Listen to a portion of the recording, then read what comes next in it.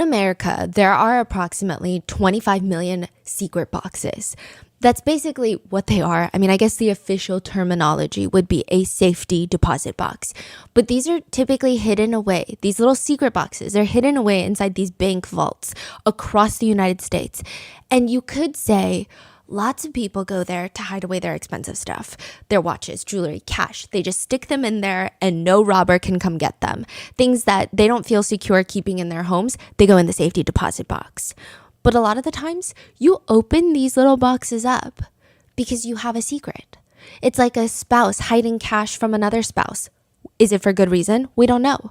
A family man hiding documents that might include the existence of a second family, that's going in the safety deposit box. He's not going to put that in a shoebox at the bottom of his closet. Usually, you never really have the chance to open someone else's secret box because that's the whole point. They're jumping through all of these hoops to make sure it stays secret, unless they're dead. Then it's a whole process. Depending on what state you live in and your will, let's just say if you die under suspicious circumstances, like if you were, let's say, killed in your living room by the little boy that you assaulted, only he's not so little anymore, he's a full-grown man with a knife, then yeah, most likely that safety deposit box is going to be opened under the watchful supervision of authorities and very tense, very awkward bank employees. In Dennis Pegg's safety deposit box, they find a ton of letters, handwritten letters.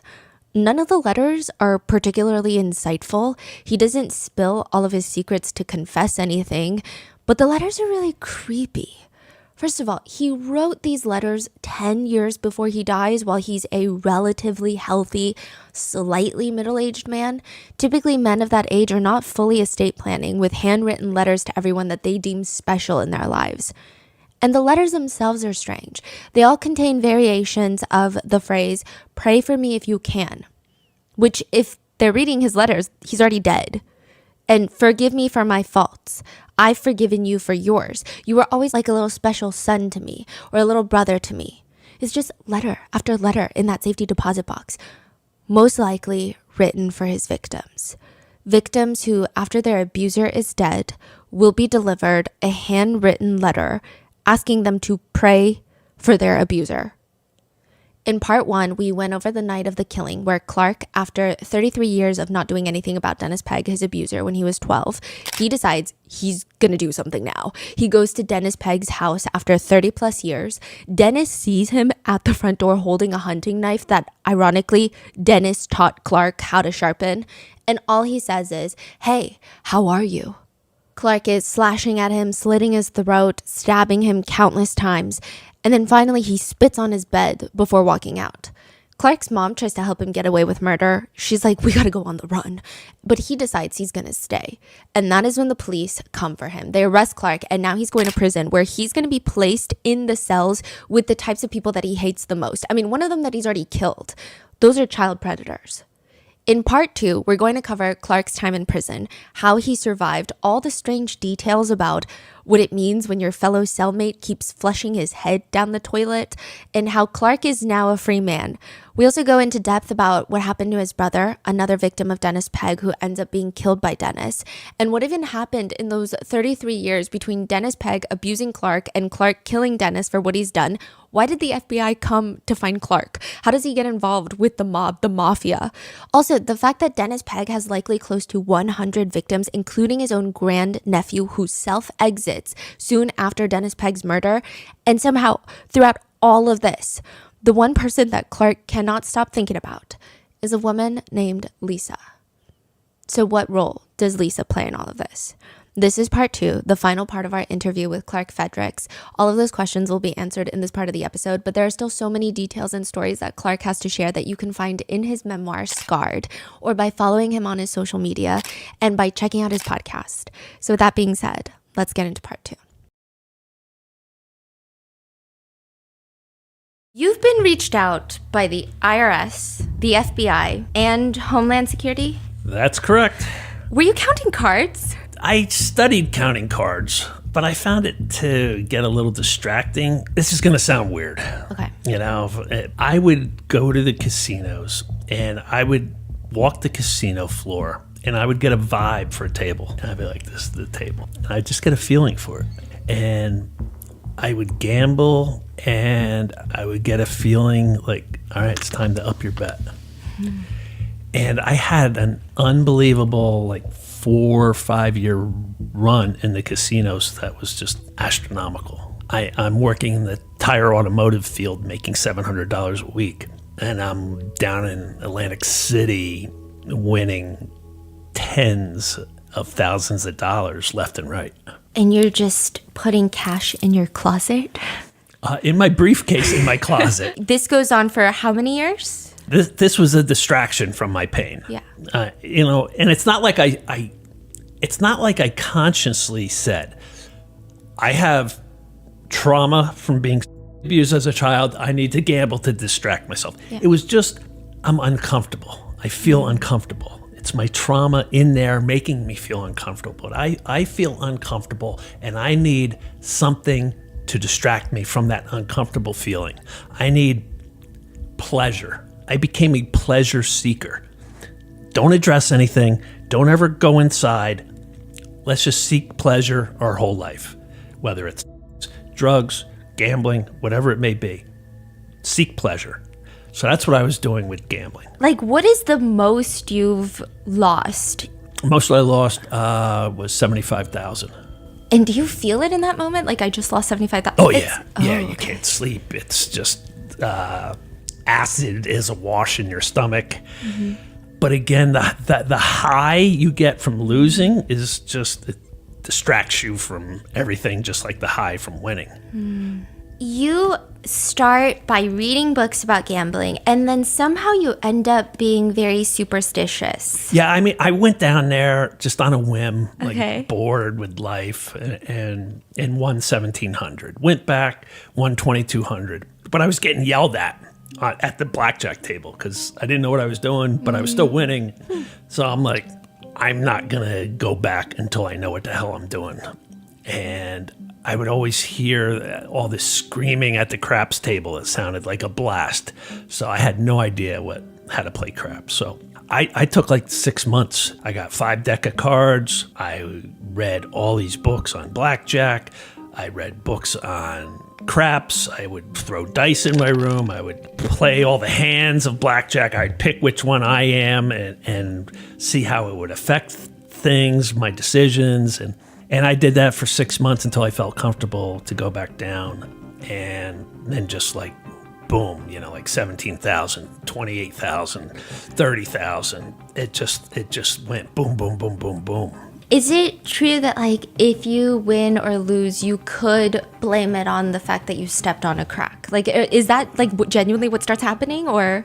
Those little quirks didn't start right away, but as you start winning more and more and more, you start thinking, all right, what did I do? All right, I better not step on any cracks. I don't even know where it came from. It was just boom, all right, what did I do in the days leading up to going to the casino? When I went up the stairs, I jumped that second stair and then that, I skipped 2 stairs there. So then I would have to go up the stairs a certain way. And then I couldn't step on any cracks on pavement. And then, where they paint the blue handicapped spots with the wheelchair, I'm like, that's bad luck. Don't ever step on that. And then when I would get to the casino, there was a whole other ritual, for rolling the dice. It would, I would have to tap it a certain number of times, and in my knee, I would have to hit the table with my knee a certain number of times before I could roll the dice. And it was it just started getting more and more and more and more insane. You start at the casinos, but then you get involved with the mob. Yeah. Another brilliant decision. Okay, so you get involved with the mob. How much do you owe the mob? It was because I needed action every day of the week to distract myself from feeling uncomfortable. So I couldn't wait to the weekends to go gamble. I needed something. What am I going to do Monday through Friday? Yeah. So it came about that I could, through a bar, I could start sports betting every day of the week.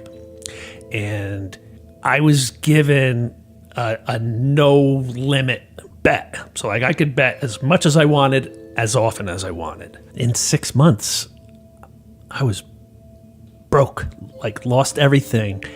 And in that last week, I was down 20,000 and I didn't have it. Now you would think, all right, it's time to walk away, Clark. But no. I'm going to get that 20,000 back if I can, plus some. So I called the number that I called to place my bets, and I said, hey, I got to move some money around. Can you let me carry that 20,000 over for another week? And they're like, for you, anything. I'm like, okay. So I go into that next week, 20 in the hole, and I'm like, I got to get that 20 back. Plus, I want to keep gambling, so I need to win on top. So I just start making really stupid bets. And when the week ended, I was 77,000 in the hole to the mob. So when you were gambling in casinos, you were making money. Yeah. How much were you making? Oh, hundreds. I mean, my largest win was 153,000. And that was after losing 3 times on the craps table where I had 20 to 30,000 at a clip up there. Wow. So I was well over $250,000 just for that one time. But I mean, 50,000, 70,000. My host put me into a blackjack tournament for 75,000, winner take all. And he's like, I think you got this, bro. Your luck is unbelievable.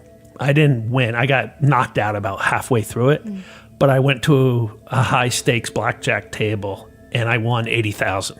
So like I won more than what the prize was. So then you were like, okay, I'm going to do this with the mob. And then you're down 77,000.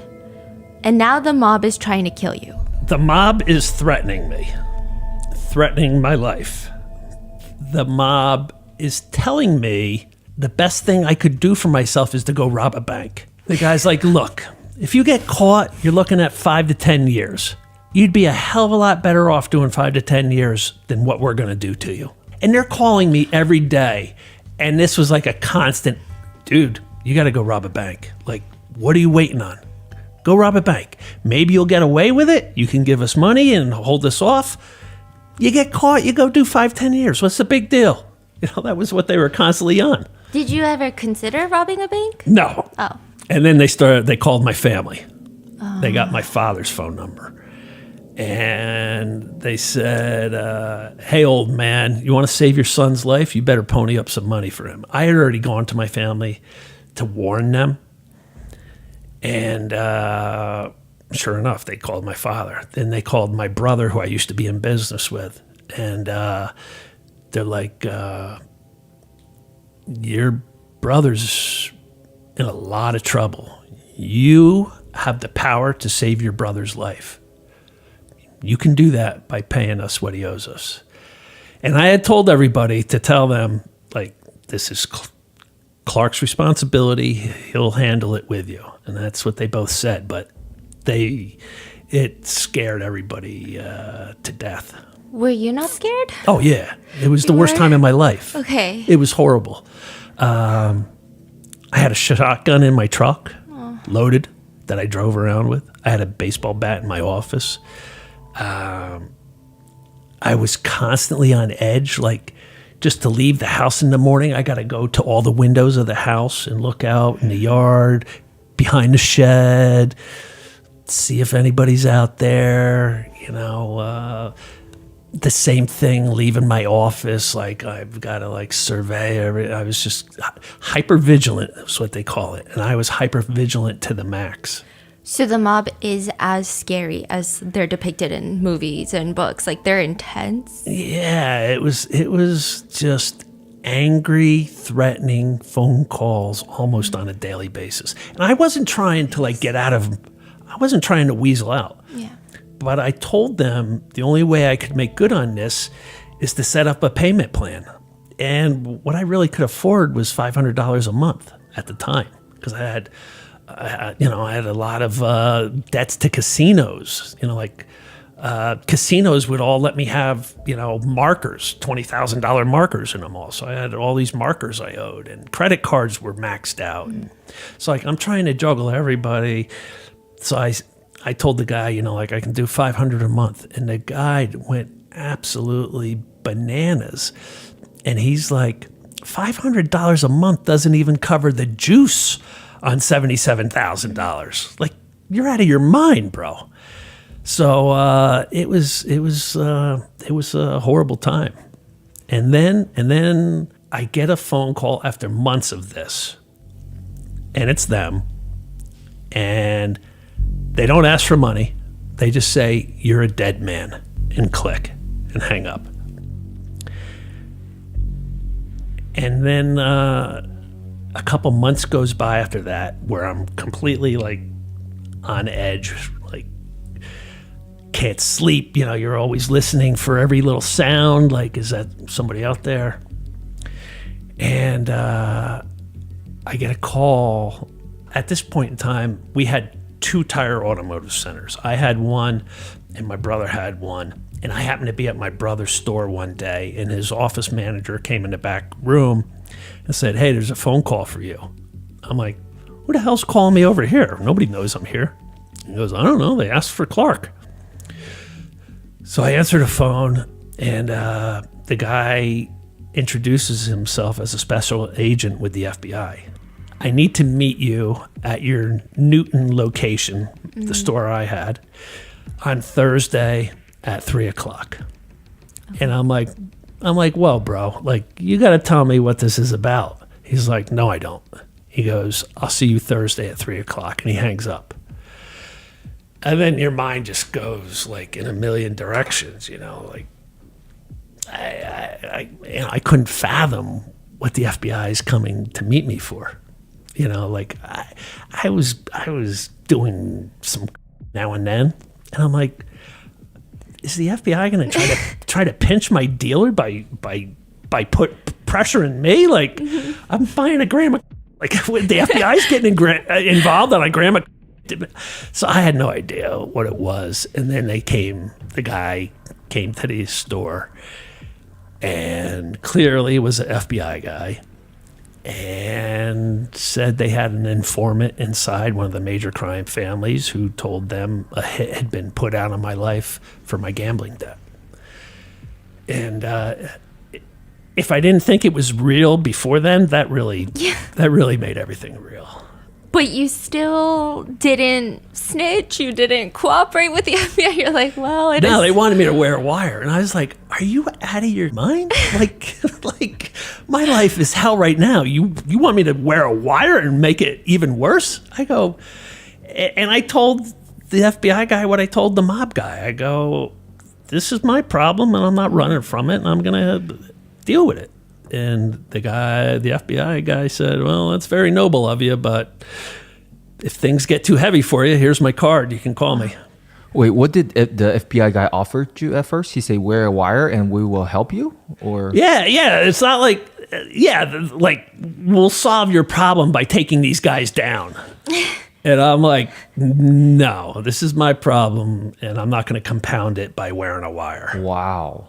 Is it because that you scared that wearing a wire is more dangerous than... That's just not the type of person I was. Like, it wasn't in my DNA to become a little weasel snitch wearing a wire. Like, Interesting. Like, no, it's not who I am. Wow. It's all in the book, but if you, because I know the FBI, Homeland Security, and IRS Criminal Division reached out.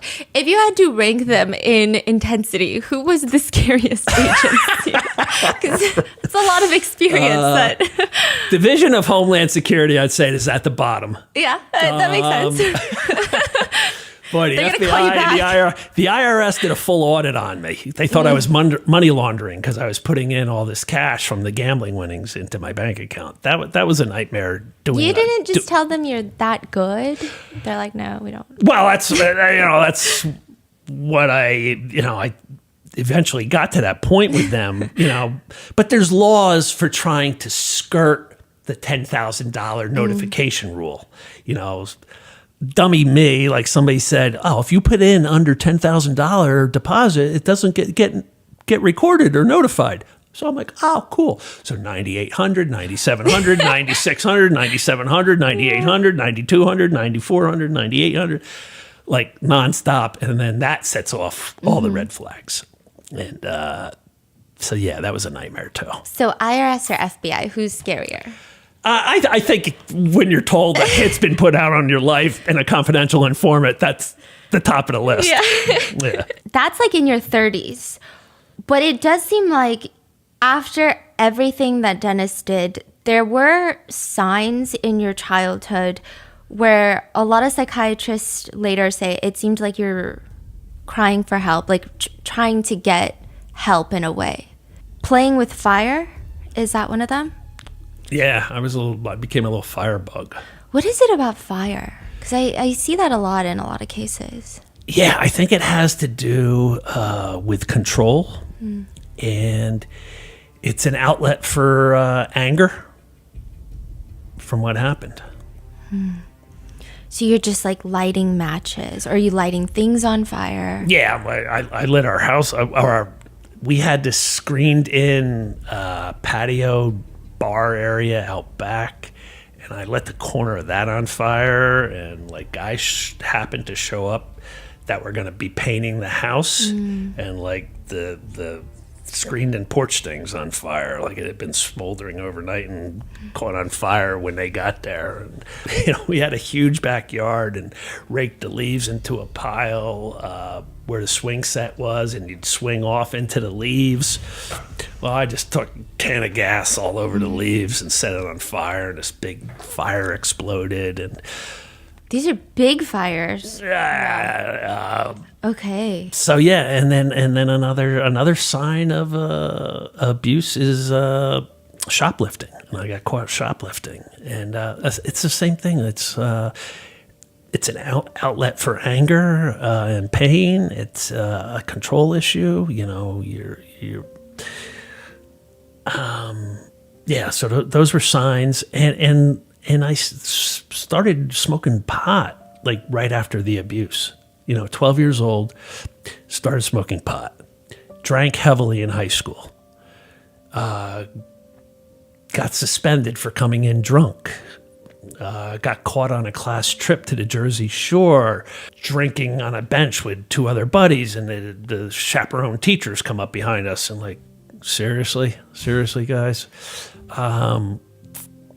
My principal threatened me that I wouldn't graduate with the class if at the prom he even had the hint of alcohol on my breath. Did you ever feel frustrated that these teachers are saying these things to you, but they don't like recognize what is underneath that behavior? Was there any sort of frustration or anger towards them? No. I'm there was a thing with the essay I wrote, which is unbelievable. I would hope that times have changed. And your audience, in the book, they'll see this essay I wrote, and I put a lot of stuff in there in this essay that was, it just screams I've been abused. Yeah. Like I need help and I've been abused. And the teacher gave me an A and said, use more paragraphs next time. So like if you see a sudden change in behavior in a younger person, there's a reason why, like shoplifting, fire, weed, drinking, getting suspended, getting detentions, getting caught on class trips, getting threatened by the principal, like writing this essay that screamed, I need help. And I don't know if it was a sign of the times, but it was all right there. And, nobody picked up on it. What's interesting about your case is that, because I know there's a lot of cases where maybe victims' family and parents are not as involved in their lives and they might be missing a lot of the larger signs. But it seems like your dad was picking up on these signs, and he asked you multiple times, Yeah. and you never told him No. what happened. And that really, like, you know, I've been asked, you know, if I have regrets in life, you know, like, do I regret owing $77,000 to the mob? Do I regret doing drugs? Do I regret, you know, like, really the only, and it's tough to have this regret, but I do have this regret, you know, like being a young boy and lying to my father when he asked me if Dennis Pegg ever touched me. And I just couldn't. The shame is there, and the pain is there. And my parents viewed me as the golden child for surviving this operation. And I just didn't want to become now the abused son who's tortured inside mentally. You know, so I just told my dad, no, he never touched me. Around the time that your dad starts asking you if Dennis Pegg ever touched you, there were some other kids that were talking about it. Yeah, that's how it came out. And nothing happened. All right. Now just picture this. You have a 260-pound hulking lieutenant at the jail who's waiting out in the parking lot for young male inmates to get released so he can take them home to his house to mentor them. I'm a mentor. I'm going to give you a safe environment. You come live with me. We'll get you back on your feet. In the middle of the night, he would pounce on these young male inmates. Some ran away. Some didn't. Some probably froze like I froze. But the ones that ran away in the middle of the night in Stillwater, Stillwater is just like a little tiny rural town. And they would hitchhike. And when they would get picked up, they would tell the people, like, I just got out of jail, and this guy told me he would give me a safe place to stay, to get my feet back on the ground. And in the middle of the night, he's in my bed trying to do stuff with me. And it spread like wildfire around Stillwater. And that's where my father sat me down, said, did Dennis ever touch you? The first time he sat me down was probably a year after so I was probably 13. The second time was when a waitress in a donut shop told my father over a cup of coffee that her son, who was a classmate of mine, same grade, from Stillwater, in the Boy Scouts, had been by Dennis. And my father came home after she said that, and this time he said, before you answer me, I just want you to know you'll never have to go to the cops. You'll never have to testify in court. I'll take care of Dennis myself. Did he ever touch you? So is my father saying, I'll kill Dennis? That's how I took it. And that's way too much weight to put your teenage son under. Like, as tempting as it was, like, I was tortured over that for a long time. Like, man, do I tell him? Do I tell him? Do I tell him? I want Dennis dead. Yeah, Dad could kill him. Dad could kill him. But then what if it goes wrong? What if Dad gets killed in the attack? Then it's my fault for telling him. What if Dad goes to prison for the rest of his life and I'm without a father? That's on me because I told him. So now I can't tell him. No, I can't. And I didn't tell him. Do you think your dad would have? Yeah, because there's something later on in the book my dad told me on his deathbed, and that just confirmed that he would have done it. How do you feel that it was you that killed Dennis rather than your dad? Yeah, nobody's ever asked me that.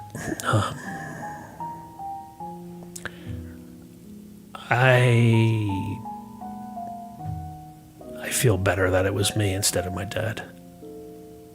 Because sending somebody else to do your work to... Like, look, if I did it and I was either on a suicide mission, I was either going to commit suicide after, or I was going to do life in prison. That's on me. I don't want to be responsible for sending somebody else to do life in prison to get mortally wounded maybe, or to commit suicide after they do it. I don't want that on my shoulders. It seems by all accounts you were a very smart kid, and you end up at Northeastern. Yeah, and I never applied myself in high school. Like after the abuse, I just everything was lacking. Another sign. But I was really smart, and I could do no work, get B's, C's. Somehow I got into Northeastern. They weren't as strict back then as they are now. Like now, it's like uber tough to get in, But I got in and became a excellent student. I graduated cum laude. And there is someone that you meet at Northeastern that's featured in your book? Yeah. I Dennis Pegg did a lot of things that derailed a lot in my life. And one of the things he derailed was me being able to be intimate with a partner. And by intimate, I mean like open, like sex is one thing. Intimacy is a completely different thing. And I met this girl, Lisa, and she was so bubbly and outgoing, and she approached me. I was just studying by myself, and she came over and plopped down, and she was a whirlwind in my life. And she saw signs, though, even back then. Like, she would say to me, we would be laying together in bed, and I would have, like, soldiers come back from war and have 1,000-mile stare. I had that stare. And she'd be like, hello. And she'd be like in front of my face, and I'm still just like I wouldn't even acknowledge it. And then she'd hit me, and I'd be like, what? She's like, where are you in your mind right now? Like, you are not present with me. And I'm like, I have no idea what you're talking about. Like, played it off that she was nuts. The trauma of this abuse was still really fresh and raw, and I would get lost in thought about it. And we had an amazing connection, amazing love between us. I could tell her I loved her, and I did. We had passion, and we dated for 6 years, and she was ready to start our lives together, get married, careers, family, whatever it would entail. And I couldn't do that. Did you ever think about telling her, or? No. Why?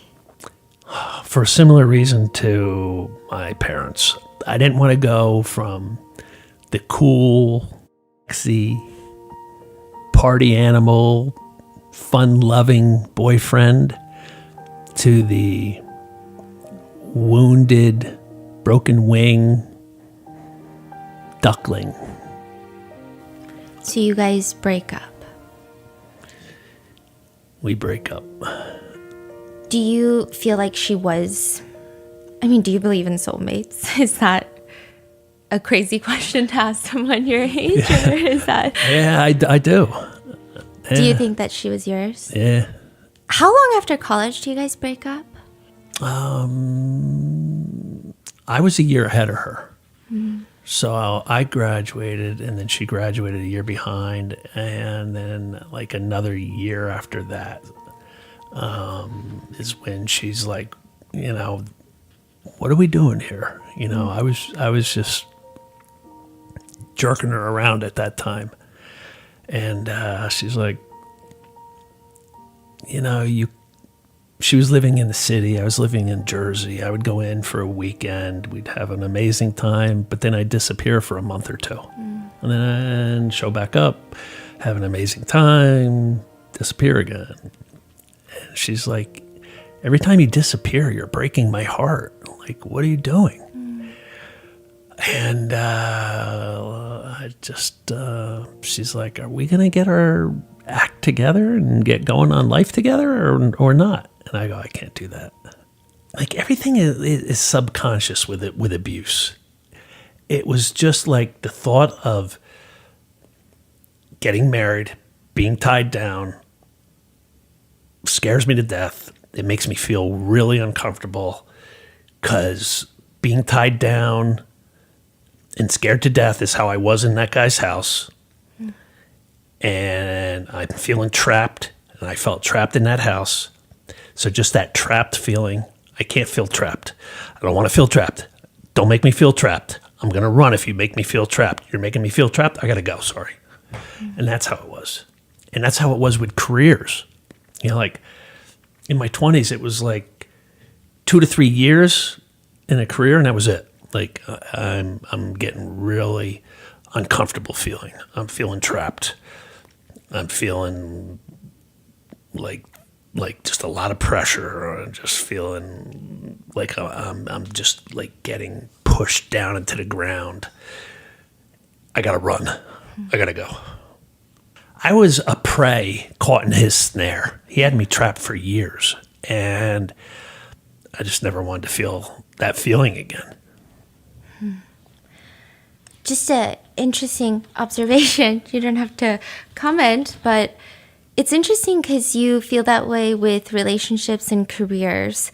But in your book, you don't use this terminology for your careers, but you do with Lisa. You have this tendency to write post-Lisa when describing certain events that happen after the breakup.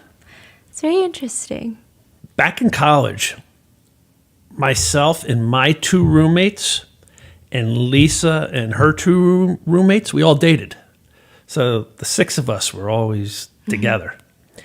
2 of the couples didn't make it, Lisa and I being one, but one of the couples did. They got married. After college, you guys break up. You're in, the FBI's calling you, the mob is after you. Everything is kind of everywhere. And then you kill Dennis Pegg. Yeah. Like, in your darkest time, you never thought, like, maybe I should reach out to her? Constantly. Over the decades, constantly. What stopped you? Just the way I was living, the shape I was in, the shape my life was in. Like, I had so many grandiose fantasies about finding Lisa and sweeping her off her feet and riding off into the sunset. But I've got the mob wanting to kill me. Like, I'm really going to bring her into that. I'm going to go find her, sweep her off her feet, ride off into the sunset. But I'm addicted to drugs and alcohol. Really? I'm going to bring her into that? So you don't... So there was never a good time. I talked myself out of it. I would talk myself into it, and then I talk myself out of it. So you don't not reach out because of you. You don't not reach out for her. Like, you don't want to bring her into these things, so... Yeah, I don't want to hurt her all over again. Like, I knew I hurt her back in the day, and I cared so much for her, I didn't want to do that again. Like, my life, from the abuse to the murder, it was tumultuous, to say the least. Like, I was off wandering in the desert for 30 years, like, just going down one bad path after another. And I couldn't bring her into that. So now you're in jail. You're facing life in prison after the killing. You're withdrawing from drugs. You have a hole in your hand. I mean, what are your options? To plead insanity? Like, do you have any options at this point? What's going on in your mind the first night in jail? Well, they put me in the suicide cell, yeah, which is exactly where I needed to be. Do the lights turn off in there? No. I feel like that makes things worse, no? Okay. You know, the camera's in there, and, you know, it's on you, and, yeah, it was hell. I think what's interesting is I was reading through all of, like, the psychiatric reports that were done when you were in jail.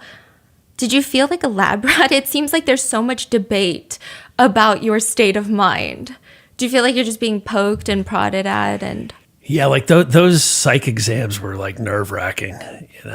It was because some of the stuff they had you do is just They would show you pictures and try to get you to describe the scenario, the scene. Scene, yeah.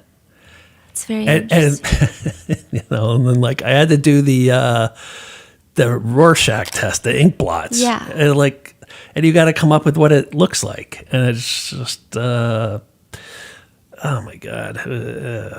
And I thought like one wrong answer, like they would like. He cannot get out for the rest of his life. Boom. Like I just thought, and the pressure you put yourself under to try to answer things right, that just makes it worse. Cause then you're like, oh, and like 500 multiple choice tests. Like, boom, you gotta take this 500 multiple choice test. Like, and they ask you the same question in that multiple choice test 4 different ways, seeing if you, like they'll reword it, but it's the same question to see if you answer differently, It seems like you were honest. I don't know. This is one. So you were shown a picture that is not provided, but you say that it appears to be a man who's pulling away. She's trying to hold him and talk to him. Maybe he drinks too much and has anger problems. So it feels like you took these tests very seriously. Like it doesn't seem like you were trying to answer how they wanted. Almost feels like I'm talking about Lisa and I. Yeah. When you get to prison, eventually, you have to carry around a file so that if someone accuses you of being a pedophile, prisoners will show their file. Were there a lot of pedophiles getting beaten up in prison? There's a lot of fights, but it wasn't necessarily the pedophiles getting beaten up. Believe it or not, the prison likes the pedophiles because they're the snitches. So like they use them. That's so interesting. To be snitches. So like they, they hate what they did, but they use that against them to get info out of them. So on the unit I was on, I was told by my therapist that 2 out of 3, I was told 1 out of 3, closer to 2 out of 3 guys on my unit was there for a crime, mostly involving children. I was like, are you kidding me? And I'm like, oh, yeah. And then I was told, one of the guards told me like, oh yeah, they're our snitches for us. Like they give us all the dirt on guys. If you hear about a pedophile that gets beaten up in jail, did you feel anything? Were you just like? Well, in the county jail, the tier I was on was not supposed to have any, and yet somehow I was told by paperwork getting mixed up, they kept putting pedophiles on my tier in the county jail. And the guards in the county jail hated the pedophiles. The pedophiles in prison, they use them. In the county jail, they hated them. And they would come up to me and be like, that guy that just came on, he's a kitty toucher. So like they would be like egging me on to like do something. But that would have made your life exponentially harder as well. Yeah, and I was cognizant of like, what will that look like to go to trial, to go to sentencing, and all I've been doing my whole time here is beating up pedophiles. Like, how could they possibly release me then? But I would tell them, myself and another guy would go sit down with them. And I did this a couple times early on, and then I just let 2 other guys, and we would just say, look, man, we got word that you're a kitty toucher. You know what they call them in there? I don't even know if I put it in the book. I don't but think so. Tree jumper. Why? think of the guy with an overcoat on, hiding behind a tree, and then a little kid walks by, and they jump out and open their overcoat. Tree jumper. So like that's what they're called here. Like out west in California, they call them chomos. Oh, Child molester. Chomos they call them. But here in Jersey, New York, they're tree jumpers. And sort of, the guards would either say kitty toucher or that's a tree jumper. And we would just be like, sit down with them at a table and be like, look, bro, we're told you're a tree jumper and you got to go. You got to hit the button. You could go over, there's a button by the door and you press the button and the guards would be like, what do you want? And you say, I want to check in. Means protective custody. Oh. So I did that a couple times. I'm like, look, if we're wrong, I apologize. But it's not safe for you to stay here because that's the word now. And somebody's going to come after you. And they'd be like, it's not me, man. I'm not here for that. I'm not here for that. And we'd get up and be like, sorry, bro. And we'd walk away. And within a minute, they'd go over to the button and be like, I need protective custody. So you never wanted to maybe punch one? No. Like I wasn't there. Like I've said this. Like if I got a life sentence, then all bets were off. Yeah. Right. But yeah. I wasn't. And my therapist told me about how many were on my unit because she didn't want me to do anything stupid. She goes, don't tell the guys on your unit what you're here for. Yeah. Because it's called putting a battery pack on your back and amping you up. So she go like, if the guys know what you're here for, they're going to put a battery pack on your back and try to get you amped up to go do something stupid.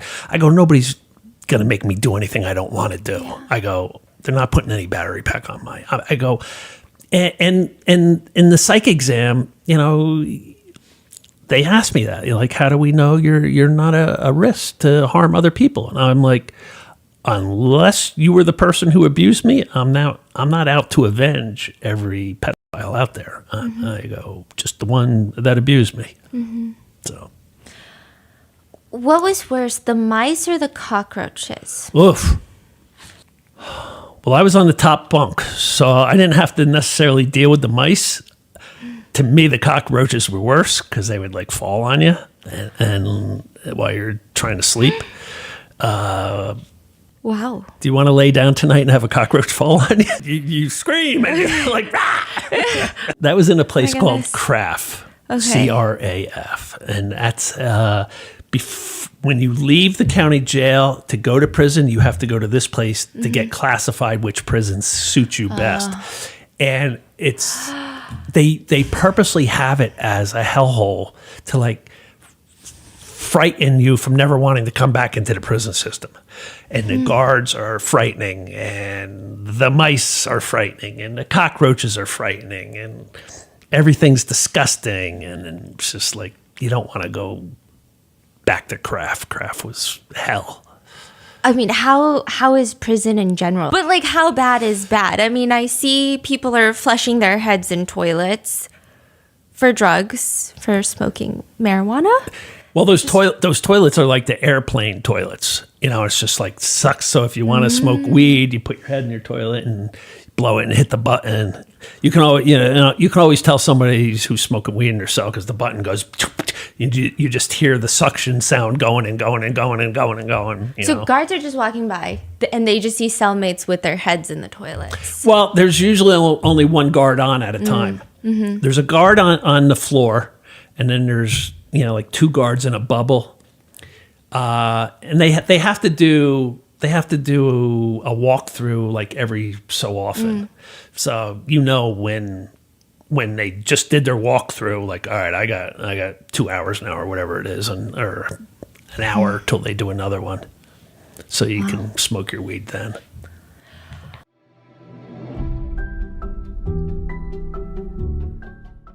warm weather, vacation plans, backyard barbecues, and endless possibilities, good and bad. You know, summer should be your escape from stress, your time to recharge and make memories. But summer can also be the peak season for life-changing accidents.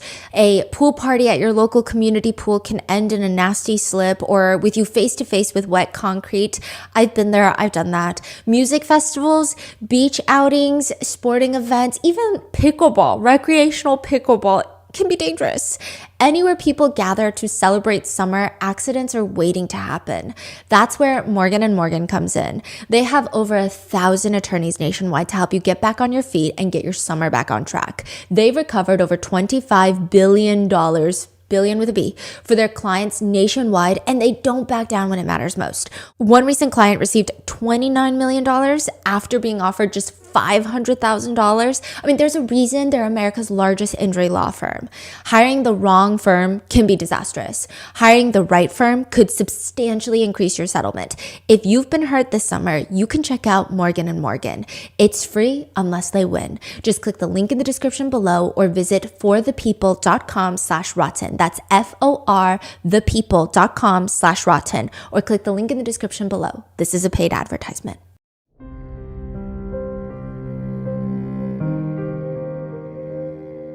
You wrote a good chunk of your book in prison, but you used a prison pen. Can you describe what a prison pen is? How?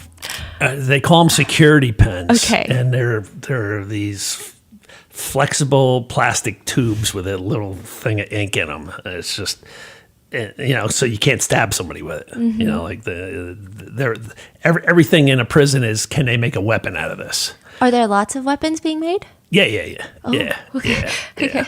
Like, I mean, one of the main things they liked where I was at was the tiles in the shower were coming out, so you could like pop a tile off and then carve it down into a point,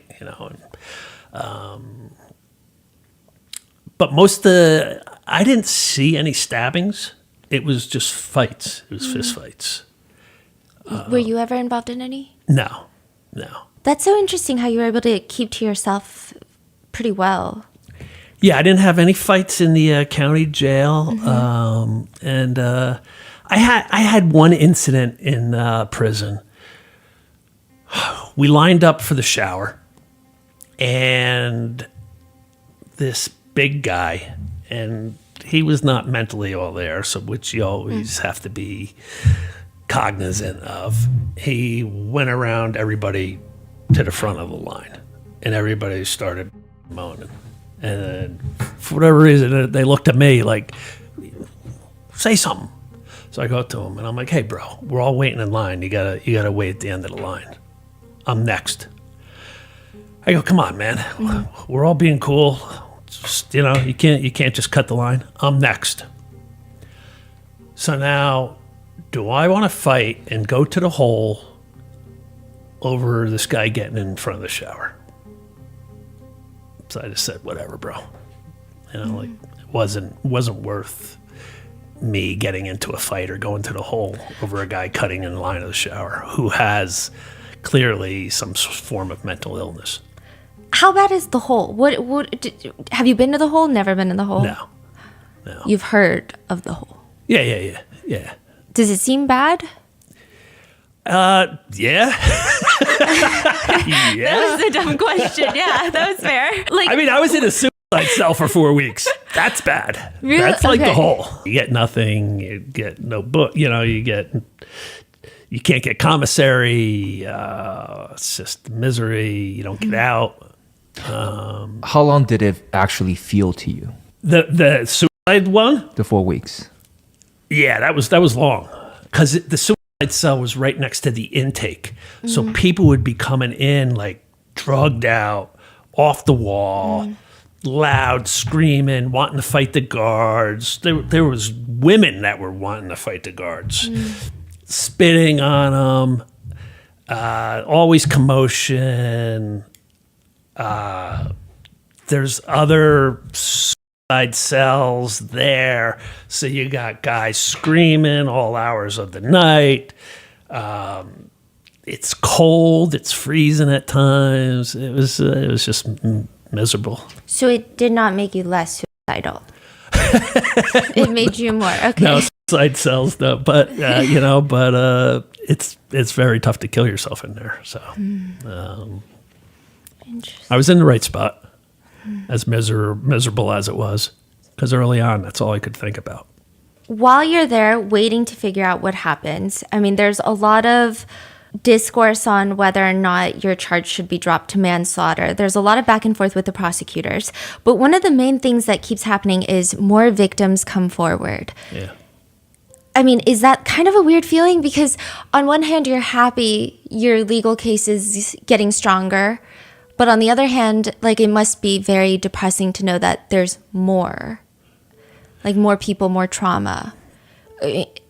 Or did you feel, in a sense, like maybe we can, in a sense, get through it together? Maybe this is some closure for people. What was that feeling like?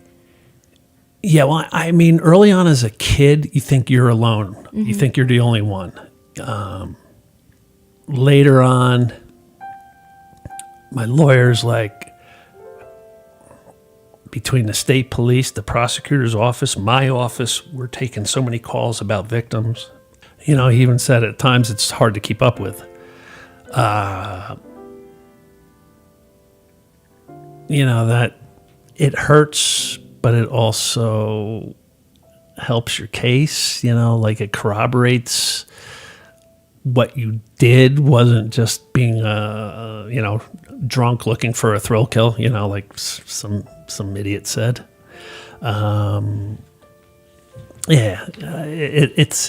It's tough to like know that you need other people's pain to come forward to help you, Yeah. But hopefully it would help them to like speak out, because that's the only way you can heal is to speak out. You said, like some idiot said. I had the article from the idiot. Okay, I'm going to read snippets of this article, but I do have questions later because... And I don't know if we should use his name. I don't even want to give him... He's deceased. Yeah. Who, the guy who wrote that? Yeah. Ernest is dead. Really? Yeah. I know. We did share a little chuckle over that one. Yeah. Okay, read away. Yeah. Wow, that's unbelievable. I'm not supposed to mourn, am I? Wow, you just blew me away with that. Holy smokes, you guys really did your work. His article is crazy. That? Yeah. And it's a very intense article. And I'm curious to know if you read it while you were in jail, but it reads, Dennis Pegg was the kindest, most considerate, and gentlest man to ever have graced the earth. I did read it. You did read it? Yeah, you get the papers in there. And I didn't read it at the time because I was in suicide cell when it was written, but it was mailed in to me, and I read it.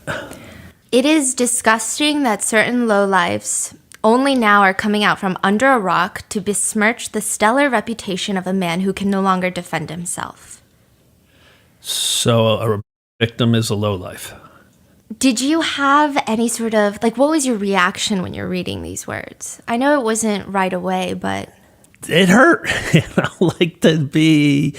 To see someone speak so highly about a predator. Like, you had... Everybody heard rumors. This guy had to hear rumors, too. But to discount that and build this guy up as something he wasn't, you can't little boys and do something good and just people focus on the good. No, you're little boys. Yeah. Like any good you do is out the window. And yet Ernest wanted to just focus on the good. Wait, did we talk about who wrote this article? Yes, his name is Ernest, and he was very friendly with Dennis Pegg. Very close friends, and also his attorney. He also owed Dennis Pegg $12,000. I mean, the things you can find on the internet are very strange. I don't know. But he is since deceased, but I just find it like unthinkable, because even if I had a friend, but all these victims are coming forward, there's no way that you can write these types of words. It just doesn't make sense to me. I mean, Yeah, I mean, he had to know the rumors, and yet you're going to call me a lowlife coming out from under a rock, and you're going to build Dennis Peg up as this pillar of society. Like, I don't know how you do that. I don't know how Ernest lived with himself after writing that article. most people, they support you, but are there more Ernests out there? Like, do you see people writing stuff like this about you? Have people said things like this to you? No, just the internet trolls. Like when I'll do something, you can't get away from them. Maybe you don't have them, but No, there's no escape. yeah, but I'll get a, and I don't know what joy they get out of it. Like, cause when I do any type of interview, I put my heart and soul in it. Everything can be corroborated. I'm not lying about anything. People think you're lying. Yeah. Oh, yeah. Yeah. Like never. this story is BS. Like, what is BS? It's Google my name. Yeah. And early on, I would try to interact with the internet trolls just to be and then they vanish. You don't hear from them. So I just gave up trying to why bother? But yeah, as far as Yes. people in my community, no, I don't hear anything from what Ernest wrote back then. I don't see that. But okay. I looked up Dennis Peg's obituary. Oh, isn't that horrific? Yeah. And I thought surely it's going to be a 5-sentence ordeal where maybe the family is like, okay, he's gone. We're in mourning. He's survived by these people. It's like a 1.5, 2 pages. It's talking about his time in the Boy Scouts extensively. Has anyone in his family reached out to apologize? Have they said anything to you? No, I've been asked that, because people are like, did anybody in the family ever say I'm sorry, for what happened to you by our brother, by our uncle, by whoever? And no, nobody ever reached out. And they were all interviewed by the prosecutor. Mm-hmm. And not one person made mention of Dennis having a traumatic childhood. It's a falsehood that those abused become abusers. I had a therapist who worked in a diagnostic center for pedophiles. She said 100% coming in the door said I was abused as a child. They would give them all lie detector tests. 75% failed when asked, were you abused as a child? So they all use that to try to garner sympathy for their actions instead of just saying I'm evil and I do evil things. And so none of his family will really acknowledge it, but wasn't his nephew a victim? Yeah, his great nephew committed suicide after I was arrested, and he shot himself. And everybody I know, and I know people really close to him, said what a wonderful kid he was, and yet he took his life after my arrest, and they found actual images on Dennis's computer of the nephew. Do you believe that has your arrest trigger something? Yeah, I mean, just like it opened my brother's Pandora's box, it probably opened Dylan's Pandora's box as well. Ernest writes in the article, that is the definition of a coward. That you guys are only coming out now that Dennis is dead. That's what they all are, cowards, plain and simple. Do you feel like what you did was cowardly in any way? No. I went there, like I said, basically on a suicide mission. I was ready to give my life that night. He should have had a handgun 10 different spots in that house. And as soon as I opened that front door, I should have been shot dead. It's interesting because a lot of people say that the worst thing you can do to another person is take away their life. But is that really true? Because it almost makes it seem like then what you did is worse than his crime. Yeah, I mean, I've had people say, you know, like, you murdered. And I'm like, yeah, I did.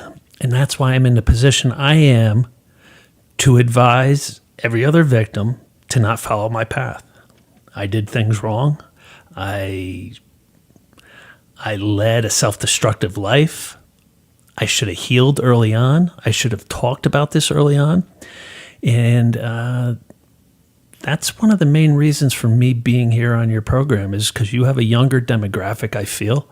And that's the age I want to reach so people can hear from me that what I did didn't heal me. It just created more problems, more trauma. I was ready to kill myself. I was ready to do life in prison. And you don't have to forfeit your life because you were abused. You know, you can heal from it. And I'm healing now. And I want people to see that. And I want them to follow my footsteps now versus how I lived earlier. But do you feel like Dennis also killed something in all of his victims? Oh, of course. I had a former lieutenant of a police department who was a professor at Seton Hall, and he equated childhood abuse to soul murder. You murder the soul of that child. Yeah. And I agreed with him 1,000% on that. There is this interesting moment where, okay, well, first of all, your murder charge, first-degree murder charge, is brought down to manslaughter. So at some point, the prosecution, they come around. Is that It how took 3 years. I had that first-degree murder hanging over my head for 3 years in the county jail. There is no such thing as a speedy trial when it comes to a murder. And our psych eval from our side got delayed, and it got presented to the prosecutor just before that like a couple months before the 3-year mark. And in that psych evaluation is everything laid out, like the abuse, the murder. It's not like a whodunit anymore. And between all the victims that came forward and then reading that psych evaluation, the prosecutor offered me a plea deal to second-degree manslaughter. And second-degree manslaughter carries 5 to 10 versus 30 to life for first-degree murder. Okay, that is another thing that was so interesting. I feel like a lot of cases that we work on, the psych evaluations from the defense and the prosecution, it's like reading 2 different books from 2 different planets. Yours, we had difficulty being like, wait, this is the prosecution's psych evaluation. They're identical. Yeah, it's amazing. Yeah. And what's really crazy is my defense came out of the prosecutor's psych eval. He came out and said, I feel passion provocation fits Clark perfectly. And he explained why. And passion provocation had never been used 30 plus years after the fact. Passion provocation is the husband comes home and his wife's in bed with the mailman, and he freaks out and kills one of them or both. That's passion provocation. This was being used 30 plus years after the initial abuse. And there's 4 factors to it, and he fit me into all 4 factors in the present day and how it fit. So like their side came up with my defense because we had initially come up with diminished capacity. There is this interesting thing in the book where they do say the problem, though, is that you're a decent human being. And so they say that's the problem, because now with the manslaughter charge, they're saying that you will have trouble living with yourself unless you pay a debt to society. Unless I'm punished. Do you agree with that?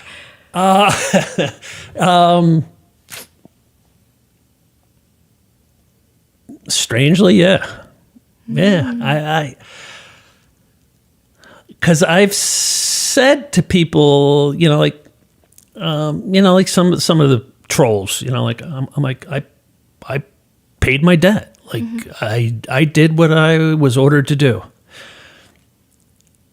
and it gave me time to think about life, to redirect my life, to think about what I want to do with my life. I needed to be away from drugs and alcohol. I needed to bring healing. I needed to confront my demons. And being locked up, even though I was in hell, prison is hell, I was able to do that.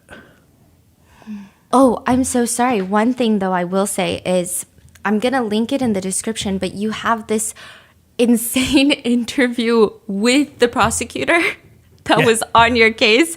I thought it was the most... You guys have such interesting interactions. I'm like, how do you interact with someone that was trying to, at least at some point, make you stay in prison for the rest of your life? Is it right? is it a weird dynamic, or you guys are just buds? Like, what?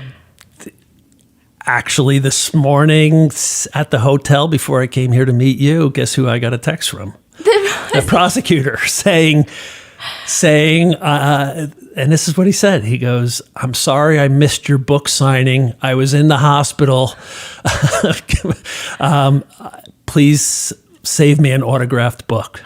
No, because you have some very interesting friendships. I mean, you're friends with a lot of the officers that arrested you. Yeah. You're friends with the lead prosecutor on your case. Yep. You're friends with a lot of like the forensic teams that probably processed the crime scene. Yeah. That is very interesting. My biggest supporter Yeah. throughout all of this has been law enforcement. That's fascinating. Yeah, from the very get-go. Starting with Howie Ryan at the... actually, it started on my steps of my house when I was arrested. The guy who gave me that state police shirt, he was there. He was supposed to be getting off. He heard my name mentioned, and he told his sergeant, "I know that guy. He's a friend of mine. Let me go to the house in case this goes sideways. I want to be able to talk to Clark." And when I was arrested on my front steps, he came up to me and he said quietly, "Dude, don't say a word." And then it went to Howie Ryan at the state police station. And then in the county jail, I thought because Dennis Pegg worked there, Yeah. because we heard the rumors 30 plus years ago about him waiting outside taking inmates home. Nothing ever happened. I thought for sure he was protected, and I thought for sure I'd get the beating of a lifetime in there. And one by one, guards came into the suicide cell and said, "I never worked with the guy. I'm hearing what an animal he was. Just hang in there. Keep your mouth shut. Don't talk to anybody." And that was like guy after guy after guy would tell me that. I mean, that's so rare. I mean, you usually see a lot of stories of, I guess, the blue wall of cops protecting cops. So That's what I thought was going to happen. Yeah. Wow. So you walk into the courtroom to give your statement. What is that like? That was torturous. Like I can sit here with you now and talk and people will comment on, a few other podcasts I've done, like, "Oh, I don't know how you can talk so easily about such trauma." Well, you want to see my first speech, go, look at my courtroom speech on YouTube. It's horrific. I'm shrinking down, trying to make myself so small. I'm just wanting to hide. I can't get words out. I'm like stuttering. I'm breaking down crying. Drunk and naked with one of my close relatives and with Jeff. He said he had taken pictures of them naked.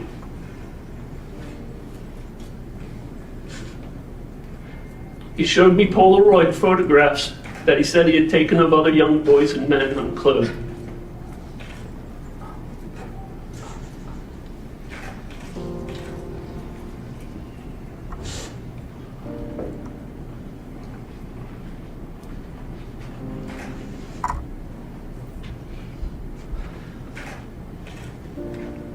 Jeff committed suicide on February 10th, 1983, with a shotgun to his head.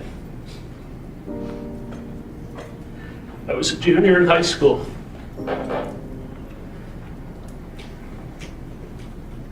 My brother Jay and I ran to Jeff's house after his sister Brenda came to our house covered in blood, crying hysterically.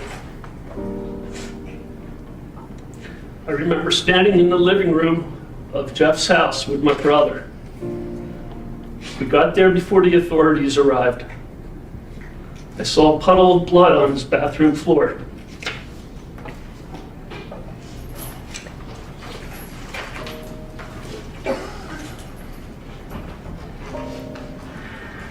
I will always believe that Jeff killed himself as a result of Dennis Pegg's abuse. As an adult, I visited Jeff's grave at least twice a year. Every Christmas Eve, I went to visit him.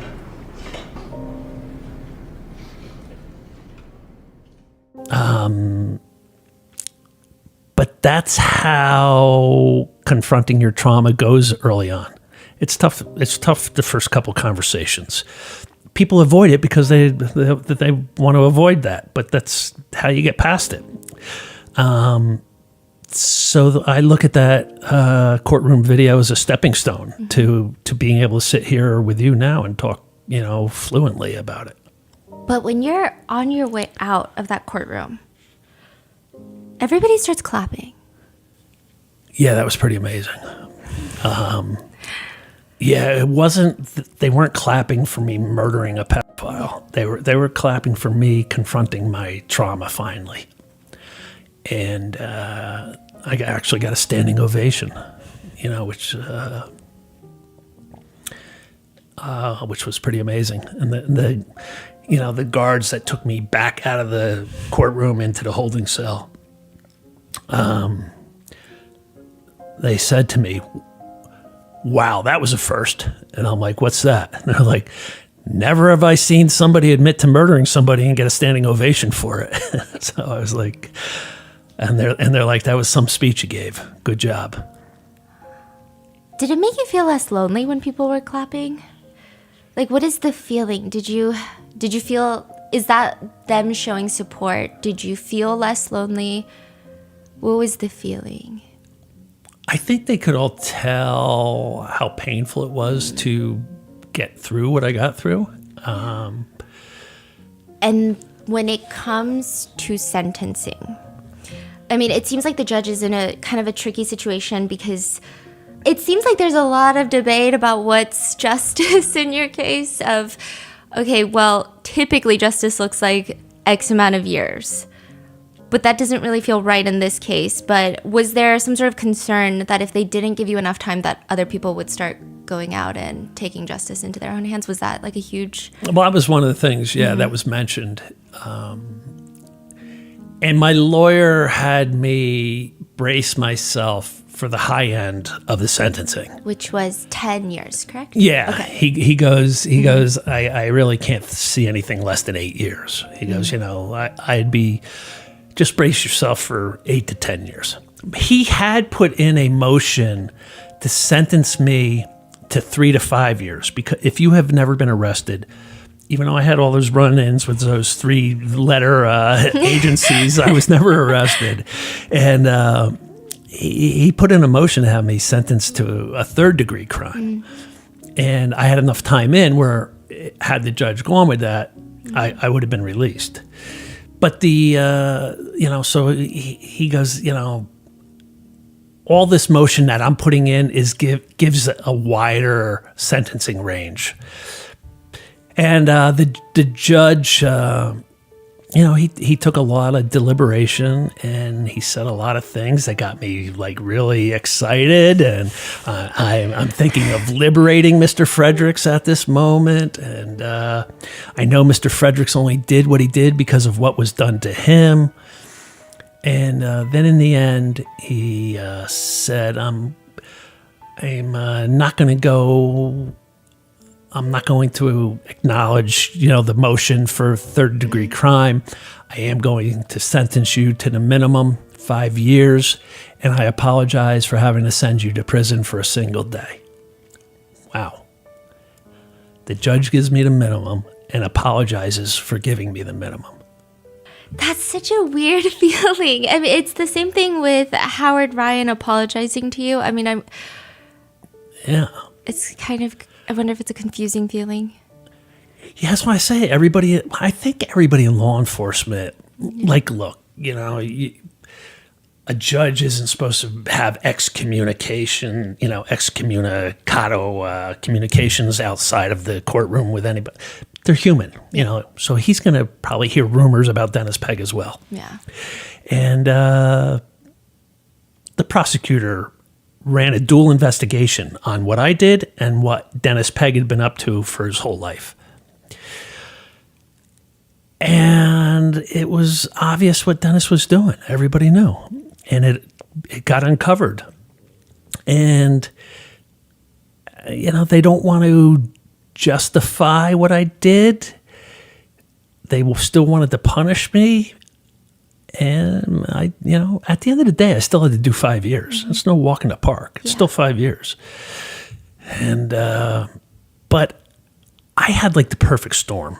I'm in a little small town, a little small county with a monster who had a 45-year reign of terror, who everybody heard something eventually, except maybe Ernest Hemshot, who had his ears plugged. Everybody heard something about Dennis Pegg. And at the end of the day, I got the minimum. I don't think that's going to happen to anybody else. You're not going to get this type of perfect storm if you go do what I did. And that's why, and you do not want to try to heal from abuse in prison. Prison is hell. I am the rarity. I was able to do it. I was able to start my healing, getting locked up. But man, don't think you're gonna follow my footsteps. Start healing now, and instead of like following me to prison like I did. You don't want to do that. What was the first thing you did when you got out of prison? Very first thing, my niece picked me up. I'm very close with my niece Kim, and she insisted on picking me up, and we went right to a diner. What'd you order? Oh my God, I had eggs, sausage, bacon, pancakes, everything, and just... Wait, do you not get... Okay, what was like your prison... Like, what do you eat in prison? Sorry. This is what... In prison, the food was tough. I ate 6 nights a week. I had ramen noodles and mackerel with hot sauce and honey. That's an interesting combination. And that was 6 nights a week. On Sunday nights, they gave you real chicken. They gave you a chicken leg. So I would eat the chicken. But the other 6 nights, I had ramen noodles and mackerel. Wow. So you go to a diner and you order everything. Yeah. Yeah. And what everything from jail to prison is gluten. And I was in agony my whole 5 years, like doubled over, in pain, agonizing pain, because I had celiac. I didn't know it. And I lived on Maalox and Tums for 5 years. And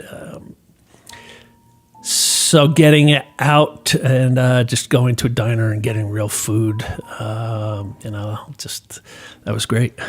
But after you get out, what happens with your brother? Yeah, nobody wanted me. I needed a place to live. And My lawyer didn't want me going to my mother's. My mother didn't want me coming to my mother's. My niece, my sister, nobody wanted me going to my mother's because my brother was there.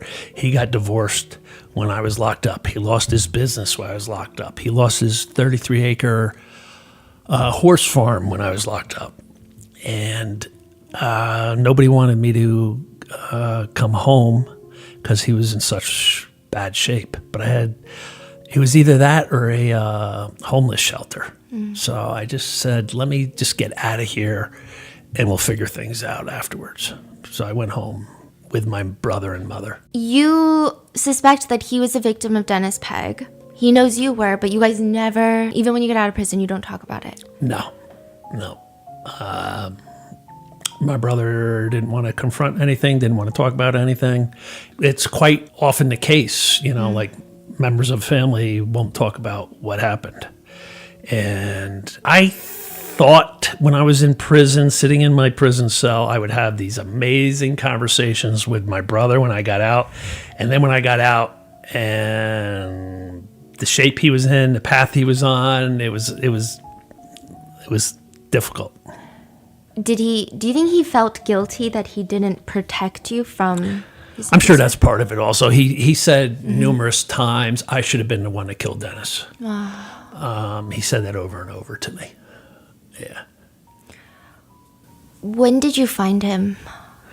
It was 2 years ago this past February.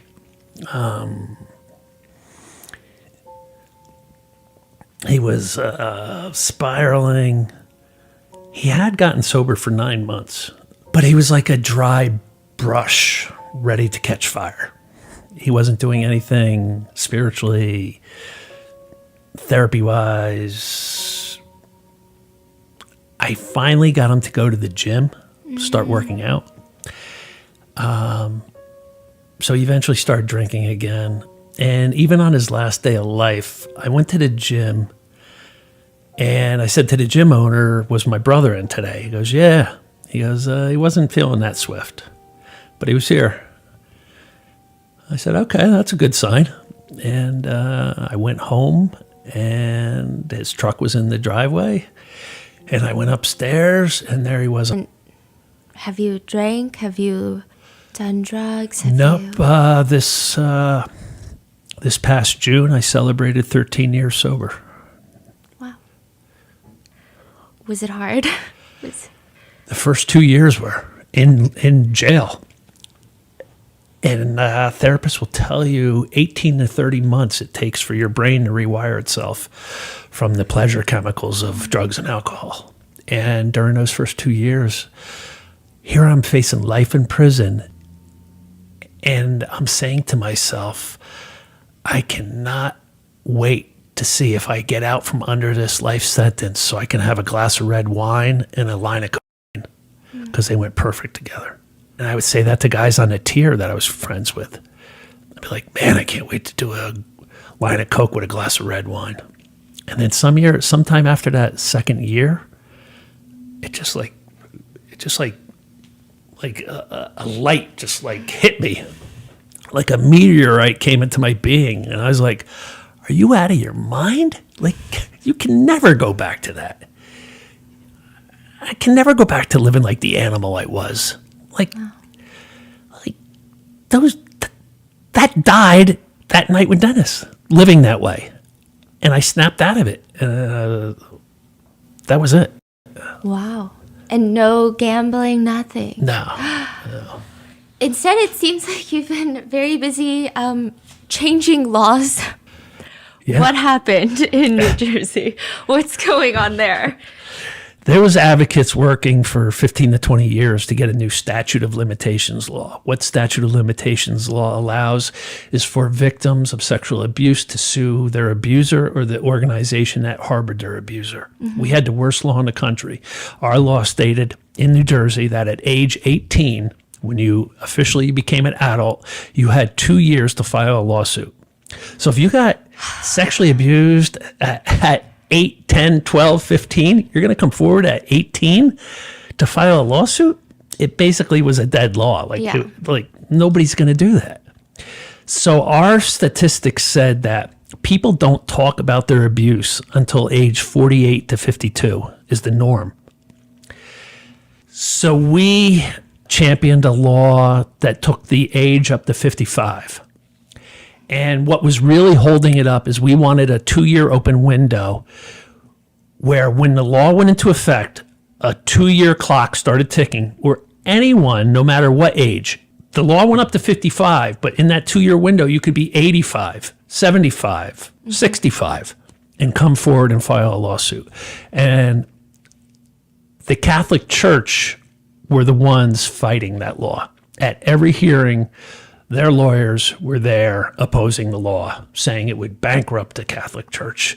They literally said, your sons and daughters' parochial school will go out of business if this law is passed. I mean, how do people maintain any court decorum and in that situation? I mean, it makes you want to scream in the courtroom. Yeah, it was...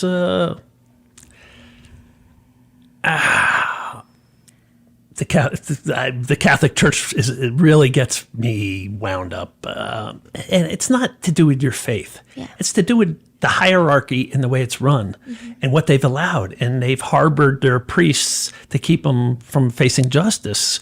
And they're sending their lawyers to stop a law to help victims. And yet they come out and say, we're all for victims. No, you're not.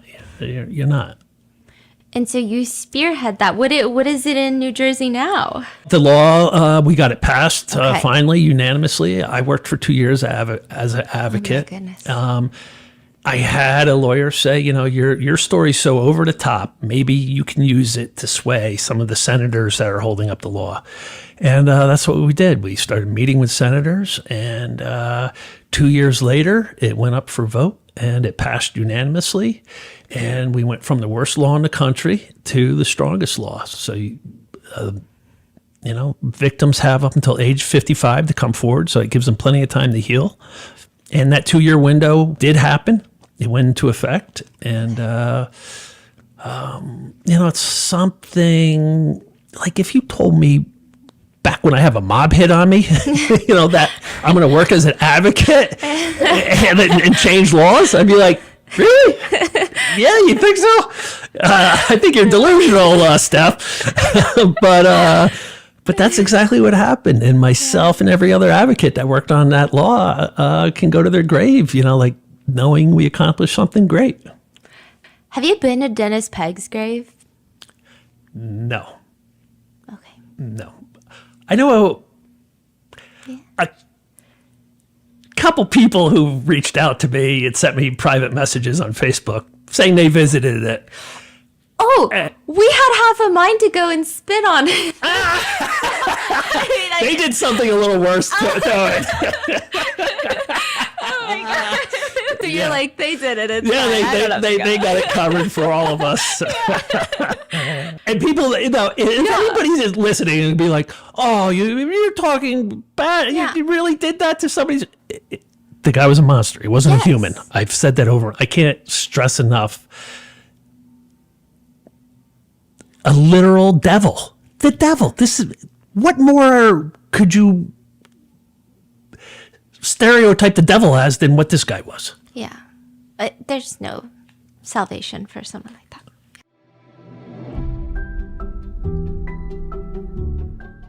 You guys know that we have been huge fans of Shopify ever since we opened Grandpa Mingo's studio to sell his limited edition artwork. But now, and this is a secret between you and me and Shopify, we have a special project in the works. And like Grandpa Mingo's studio, we couldn't have done it without Shopify.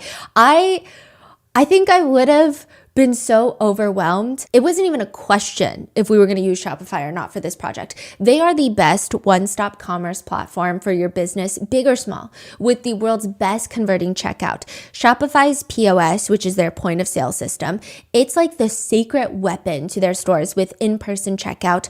I mean, you can start selling in no time with reliable hardware that's ready to go out of the box. Don't have a permanent store? You can also use it with their wireless POS software. You can easily sell at up pop-ups, farmers markets, art exhibitions, and more. I mean, design fast also with AI, choose a stylish theme, or build completely custom for full control. There is so much that you can do on Shopify, and it makes it so easy because all of these things sound complicated, but not with Shopify. And I have seen so many of you guys starting your own business. I'm telling you, give it a try. Get all the big stuff for your small business right with Shopify. Sign up for your $1 per month trial and start selling today at shopify.com/rotten. Go to shopify.com/rotten. Shopify.com/rotten.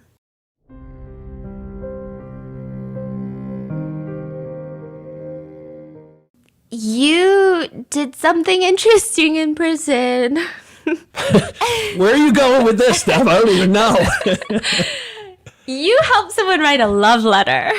I helped a Spanish guy who was facing 10 years, and he had an English girlfriend, and he did not have command of the English language. And he asked me, would I write a love letter to his girlfriend about, you know, how much he loved her, and please wait for him, and he'll be back. And did it work? I don't know. He got shipped off to prison, and that's the last I ever saw of him. So I don't In know. my mind, it works. Yeah. So no, I wrote letters for guys to their lawyers, to their public defenders, to the judge, and to their family members. You know, I felt I needed to do stuff for other people to make myself feel better in that situation. Just like I needed to do good things because I was in such a dark spot when I was locked up. So I constantly did that. So you never wrote a letter to like a college sweetheart? Nope. Did you think about it? I did. And I thought I'll never get to see Lisa again. I'll never get that chance, you know, to ride off into the sunset, swoop her up off her feet, especially early on when I was facing life for those 3 years. And then I never heard from her. And I'm like, all right, well, that's that. I mean, how often did you think about your college sweetheart? I thought about her my whole life. Like, she was inside my skull scratching, like literally like tormenting me. Clarky, why, Clarky? Why? Why could you not commit to me? And just the shame of that, you know, like victims love to just shame themselves. So that would add shame to my shame. And then doing drugs would add shame to my shame. And getting involved with the mob would add shame to my shame. And not being able to tell my father would add shame to my shame. So like we're just constantly shaming ourselves. And so Lisa was just another source of shame. And so no, I never. I thought I missed my chance. And after that law passed, that law took up a lot of time. I was working full time. I was speaking. You know, started motivational speaking. And then when the law passed, I'm like, what now? And I was working as a chef, assistant chef at a busy restaurant. I'm driving home late at night one night, and I'm like, I either want to get a pit bull or a girlfriend. Wait, this is a crazy multiple choice. So pit bull, girlfriend, pit bull, girlfriend. And I'm like, it's not fair to any girl I get involved with if I'm still thinking about Lisa. So you never stopped thinking about Lisa? I never did. And I'm like, to get into a new relationship, to get into any relationship, I've got to confront Lisa. I found her on Facebook, and I drafted up a long Facebook message, and I deleted it. And I drafted up another message, and my thumb hung over the send button. And I debated, is it better to keep the fantasy? Maybe I'm just making it up in my mind how amazing our love was and how passionate we were for each other. Maybe like time has made me delusional, and it wasn't really all all I think it is. Because you hadn't seen her since you were 20. I was probably 23 and she was 22. And how old are you at this point? When I got released, I'm 50 years old. And then I worked on the law for a couple of years. So now I'm like 52, 53. Wow. Okay. And now you're like, I don't know. But you send it, right? So do you keep the fantasy alive and not send it? Or do you pull up your big boy pants and say, let's see what the hell's going to happen here, and you send it? You got to send it, Steph. You got to take chances. So I sent it out. Yeah. And I was literally like a crackhead waiting for his dealer to call him back. Like, I checked my phone. I'm at work. I had to check my phone 100 times. Oh my gosh. And I'm like, oh, I knew I shouldn't have sent it. And then she replied. And then I replied. And then she replied. And I replied. And she replied. Was it awkward? Was it? No, it instantly started to flow. She thought I couldn't commit to her all those years ago because I didn't love her. And that wasn't the case. I explained that to her. And I explained it was because of all the pain I was harboring inside, and I just couldn't be intimate with somebody. Yeah. And Has she heard about what happened at all? yeah, like I said, my one roommate and her one roommate ended up married. Oh, yeah. And her roommate reached out to her and filled her in. She had written me 3 letters, I believe, when I was locked up, and she ended up ripping them up because she just wasn't ready to open that door again. She just couldn't let herself feel vulnerable at that moment. Yeah. Now that I was released, she allowed herself to be vulnerable and opened up. And I said, why don't we meet for coffee? She was in New York. I was in New Jersey. Again, she's still thinking I didn't love her. I'm telling her I did. She's not really believing me. So I brought ammunition with me to that first coffee meeting to prove to her that I did, in fact, love her. What was that? She had written me a lot of love letters and cards back in the day, and I had saved them. And over the years, whenever I would start lamenting her, I would get out these love letters and reread them and feel connected. Whenever I would feel a gap between us forming, I would get her love letters out and reread them and get that bond back together. And I brought a briefcase with me to the coffee shop, and she said, "Do you always bring a briefcase with you when you have coffee?" And I said, "There's something inside there I want you to see that will show you that I loved you." And I opened it up, and I took out all the love letters from when she was 21 years old and 20 years old and 22 years old. And we sat there rereading them, and that sort of sealed the deal when I told her, this is how I stayed connected with you over those 30 plus years. And you didn't really talk to her during those 30 years. No, You there was just read not these- one word. No, nothing between us. You just read these letters. Yeah. Wow. And stayed connected that way with her. Wow. Did it feel weird? I mean, I'm sure you guys look different from when you're 20. Or did it feel like nothing changed? She kept saying to me, we've led 2 totally different lives. We're 2 totally different people. You know, we're not the same we were back then. Yeah. And I'm like, yeah. Just let's go have a coffee. And by the end of that coffee. Okay, Hello, I Stephanie. mean, you have to tell me, what was it like seeing him at that coffee shop and the briefcase? What did you think was in the briefcase?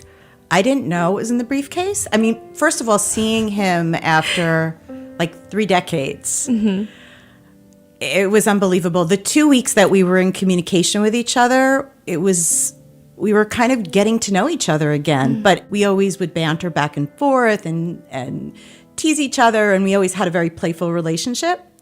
So it was kind of, we got back into that rhythm. Yeah. We actually didn't have a phone conversation until we saw each other. So it was kind of like we hadn't spoken on the phone yet. Oh my goodness. And we met for coffee, and I was so nervous. I remember I was like, okay, I don't want to seem too anxious or too interested or whatever. I didn't know what was going to happen. He had led this crazy life. So there was a part of me that was a little nervous, like, who is this person? Is he the same person I remember from college years?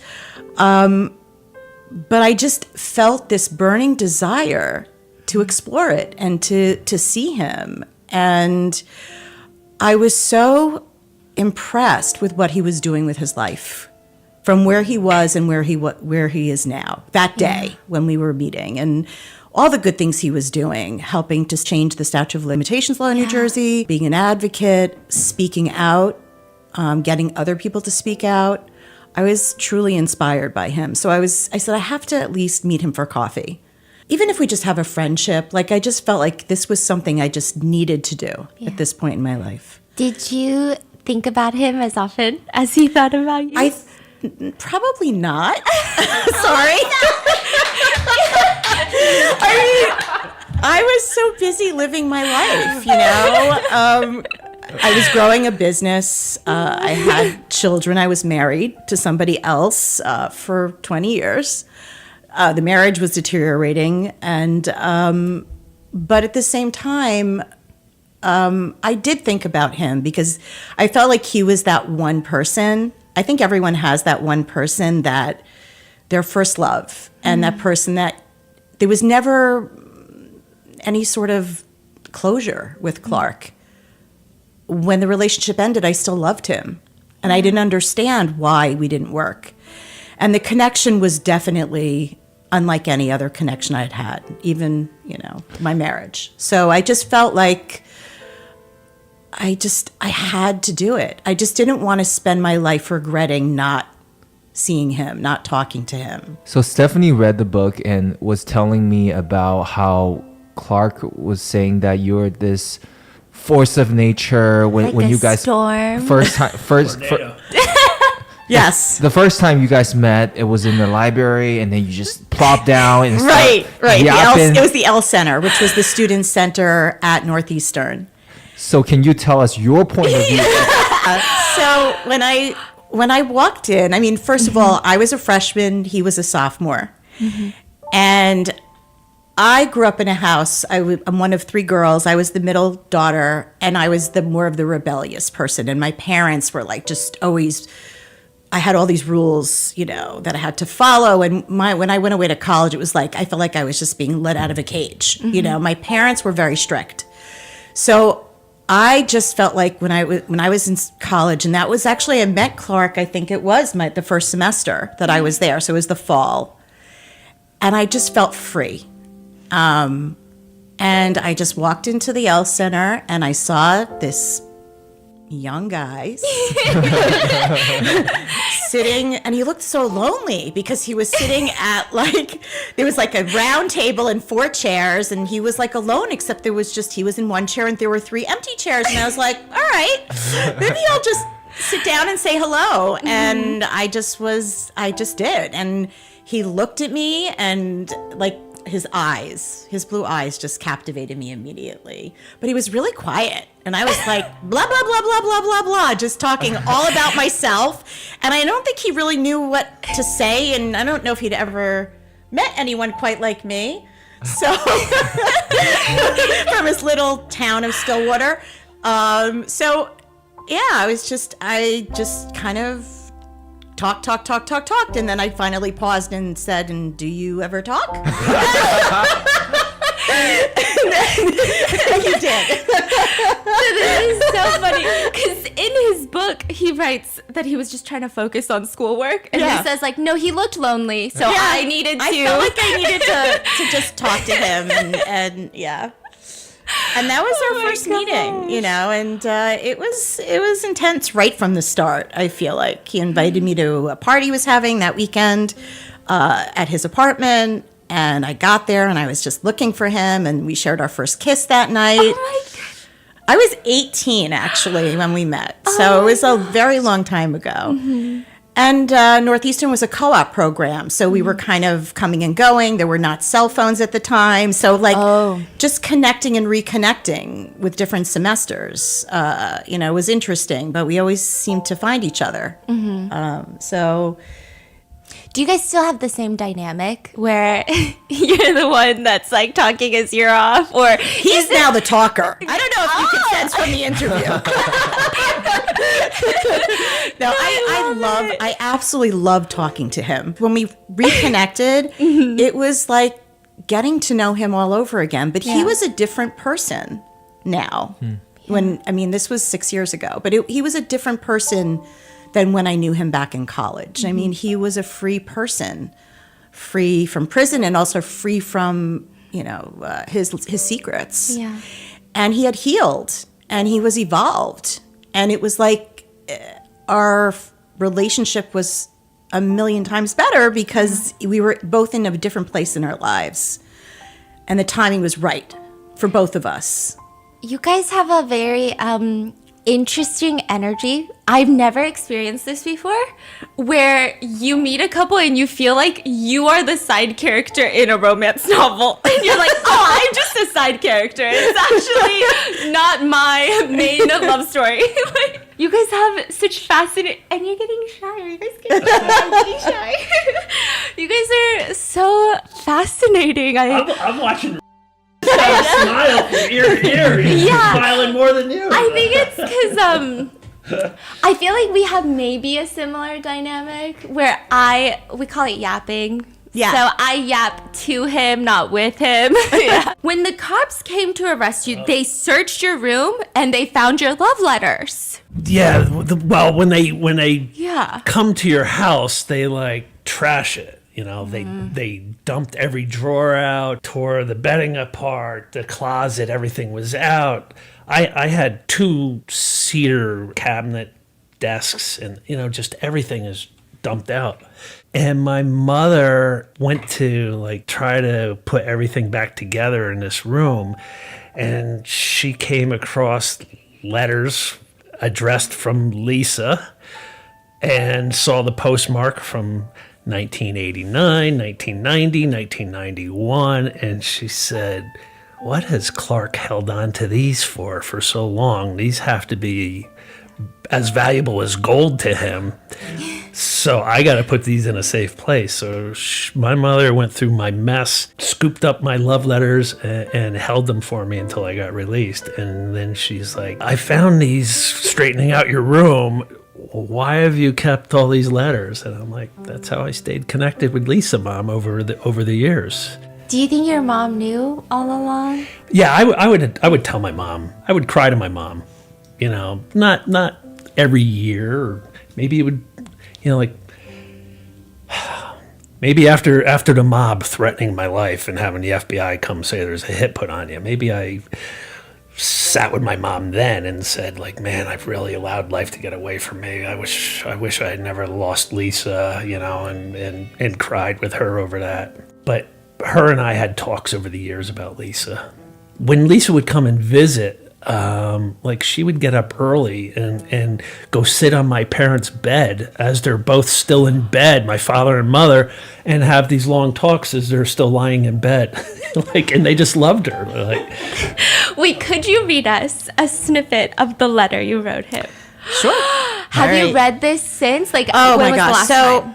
When he first showed me the letters and I started to read them in the coffee shop. Oh my goodness. I started hysterically laughing because reading a letter that you wrote 30 years ago at that point in your life where you're just all hormones, you're 18, 19, just discovering love. So this letter she got for me, it says, for yesterday's memories, today's love, and tomorrow's dreams, I love you. Do we know what parts you can read? So, yeah. Oh, boy. So this was written July 16th, 1989. Oh, my goodness. Yeah. And, when he had these letters, it just, I realized that this is true.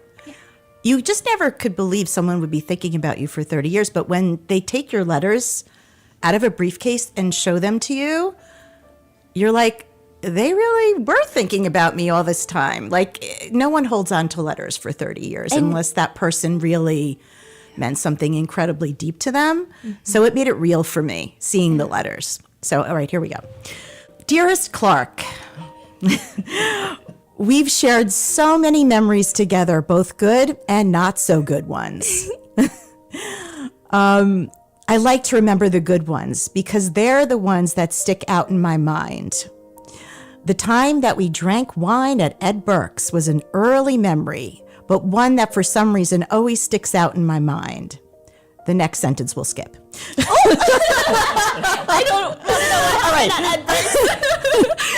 I think knowing that you would go to all lengths to satisfy me really intrigued me.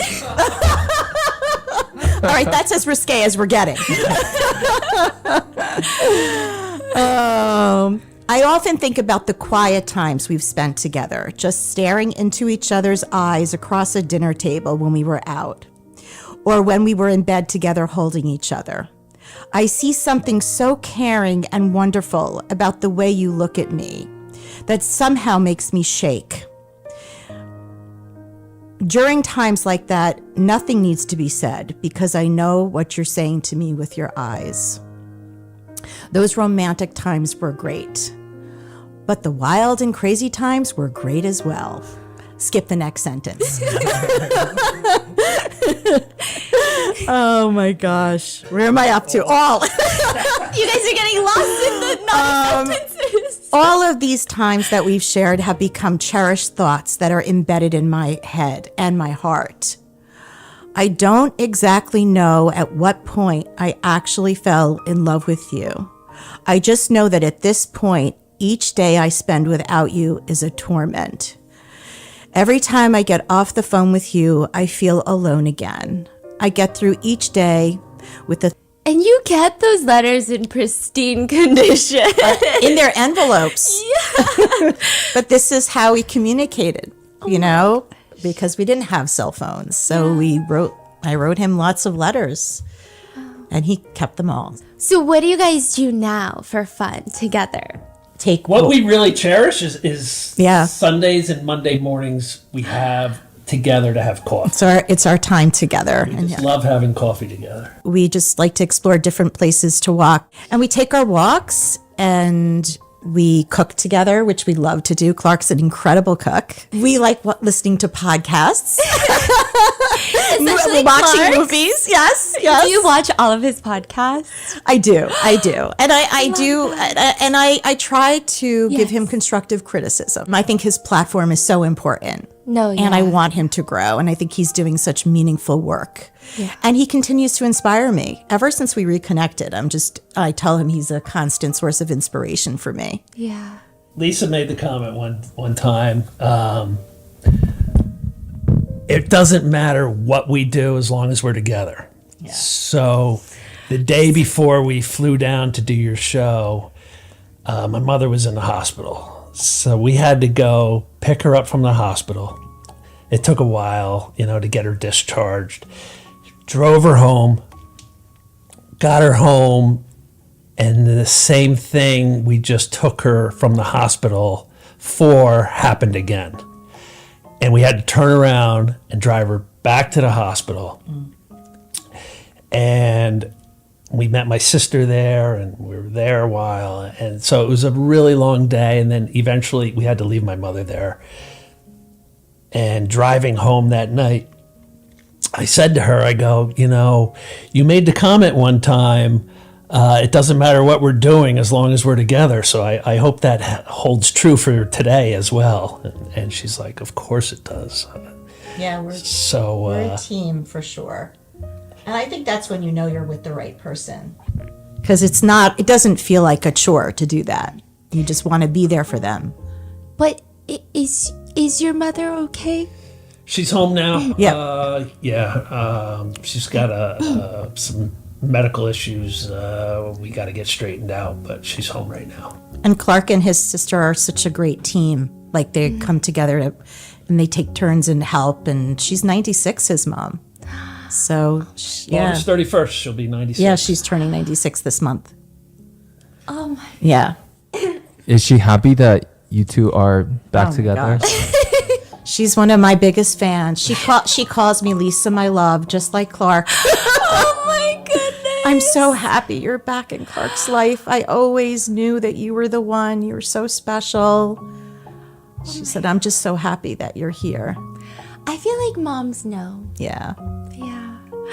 Stop. Okay. Lisa, we need a podcast episode on Clark's podcast review, which I'm going to link in the description along with his book. And I would be obsessed if you guys filmed TikToks together. I don't know. I just want to know more about your life. Okay. I'm obsessed to the point where I genuinely feel like I'm a side character in a rom-com at this point. Like, you guys have some intense chemistry. I can only imagine those letters. Yes. Yeah. Can I ask a final question? Yes. In the corner. It's not going to be tomorrow sometimes, but it definitely awaits. And this book will instill hope in you and inspiration. That's what it wasn't written to be a trauma dump. It was written to give people hope that anything is possible. Like, I'm living proof that literally anything is possible. Yeah. And you're reunited with And I your get the love. girl back at the end. Yeah. Like it should be a movie. Like, Yeah, no, my it- life literally has been a movie. Yeah, no, they need a movie. I need a movie. You guys are incredible. Please keep us updated. Not even just us, but like our audience on everything you guys are going to do. All Okay, right. Lisa, please promise right. me you're going to keep us updated. I'm going to start Yes. taking some classes about TikTok videos like tomorrow. Maybe on the plane home. You never know.